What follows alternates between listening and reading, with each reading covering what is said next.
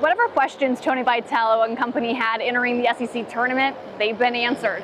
They got punched in the mouth against Vanderbilt in Game 1 and won their way through the losers bracket using what seemed like its entire bullpen. And 1 through 9, they all had shining moments. So they get the gut check and a confidence boost heading back to Rocky Top just in time for the NCAA tournament. I'm Paige Dower, and this is the Field Pass.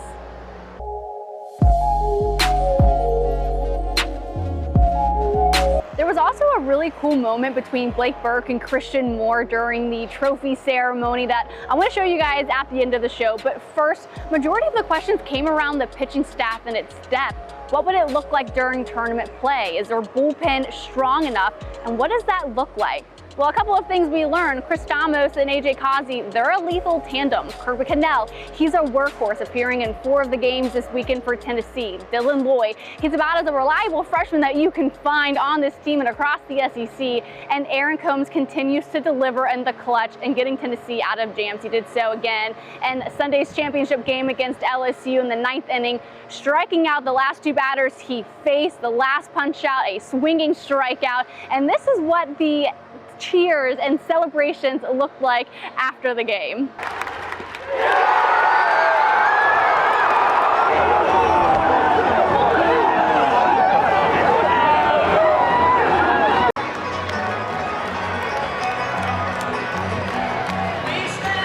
And for the Tennessee native himself, Dylan Loy, he pitched a career-high 4.2 innings, had 5 strikeouts, and didn't give up a run in those innings of work. He said after the game, wearing the orange and white is a dream come true already.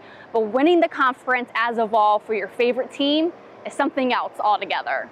Orange means so much to me, and being able to bring back the trophy is one of my lifetime goals growing up. I don't know which inning, I think it was my second one. I came off the mound, it was like the 3rd inning, and I expressed probably too much emotion for it being that early in the game. And so I tried to channel that and just calm down, but that's kind of what I was feeling. Now, I'm sure you picked up on it. Dylan Loy, he's a man of few words, but I'm sure what you also noticed was a couple of moments where we could sense that he was holding back some of that emotion. And it's that composure that actually his catcher, Cal Stark, noticed during the game. As a freshman coming into a ball game like that, I thought he would be a lot more, amped up and stuff. But he, I could see him out there breathing, which was a good sign for me. And he just competed his tail off. I think he was throwing everything for strikes. Made the adjustments when he needed to, and just let the defense work, which is always a good side. That development Loy's had in the back half of the season that really highlights the overall growth of the pitching staff. And there's been a hunger to improve and get better, and maybe one of the special ingredients is there's a lot up for grabs this year coming into the year. I mean, you name it. And we went into the opening weekend, I think, with some people excited about our team, but Drew Beam was the only, if you were going to reference the past, he was kind of the one for sure constant that we knew we wanted to do, and Kirby out of the pen. But there was a lot up for grabs. I think it's good for players to have that hunger and something to work for. And a lot of the credit for the success of this pitching staff, deservingly so, goes to pitching coach Frank Anderson, who Coach Tony Vitello said after the game will end his career at Tennessee. So there's a lot that goes into it, but it kind of starts with Coach Anderson, and your players got to meet you in the middle.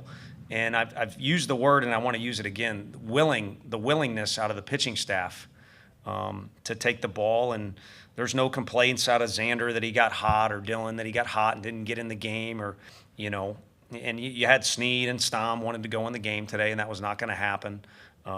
So it's a good approach out of this group, which has made it enjoyable, like we said the other night, to come to work. And a cute moment I overheard after the game as support staff is getting ready to hand out those championship shirts and championship hats was Frank Anderson eagerly trying to get first dibs on at least a hat or a shirt, because I overheard him say that he didn't get one last time. Well, he got one this time, and it was really cute to see him wearing that after the game, and especially during the trophy ceremony for the team. Now, as the pitching staff took care of business, I mentioned that 1 through 9, they all had shining moments, all coming up in clutch moments. A clutch moment for Tennessee on Sunday was Billy Amick's 3-run home run that he had just beyond Tennessee's bullpen in the 3rd inning to give Tennessee its first lead of the game against LSU. Now, heading into that specific at-bat, Billy Amick was 0 of 17 throughout the tournament. and his hit came up in one of the biggest spots for Tennessee this game, especially when you consider the late run that LSU tried to put together in the 9th inning. But as Hunter Inslee will mention, the best part of that hit is that his efforts finally show up in the box score. Yeah, that guy's a stud, first of all. I mean, maybe the results weren't there all weekend, but I think you can go back from every single game and pick out a couple positives that guy had at the plate, whether it was, moving a runner, hitting the ball hard just right at somebody. But, I mean, getting the result for sure helps the confidence, and in a game like that, it can really get you going. Okay, so how about that Blake Burke and Christian Moore moment that I teased to at the top of the show? It's really one that stole the show, and it happened during the trophy ceremony. They're handing out the awards, all tournament first baseman, which went to Blake Burke, and the outfielder went to Kavares Tears, but it's the moment that came down to the MVP of the tournament. Blake Burke is pulling on Christian Moore's shirt, all but saying, "Hey man, this is yours, you've got it, this is yours." But to the surprise of Blake Burke, he actually won it. And it's the reaction from Christian Moore that really is a telltale sign of how much of a teammate he is.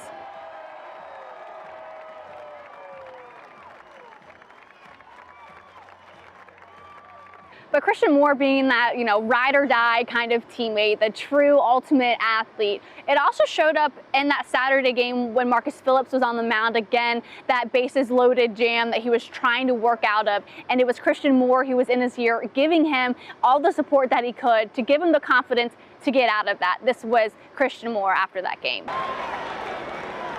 I know it's tough to be in that situation. Your first time being, on a big stage like this, and a bunch of noise and crowd, and you got their dugout, hype. Just be a good friend, good teammate, just being in his ear, just trying to, reel him back in, just throw strikes and be confident.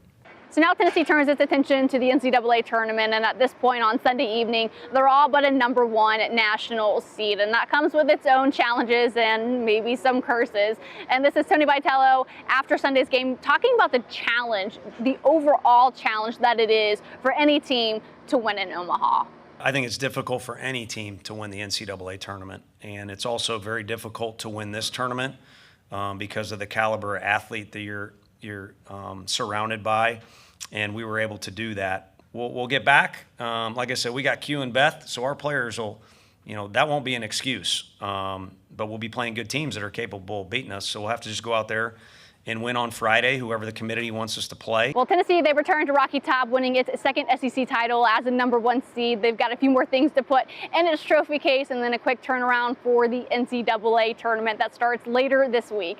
And if you haven't had the chance, I implore you to go listen to my interview with AJ Causey's dad, Todd, as he describes his relationship between the four brothers and how they all have relied on each other from childhood to even now after games at Lindsey Nelson Stadium. I'll chat with you guys on Wednesday.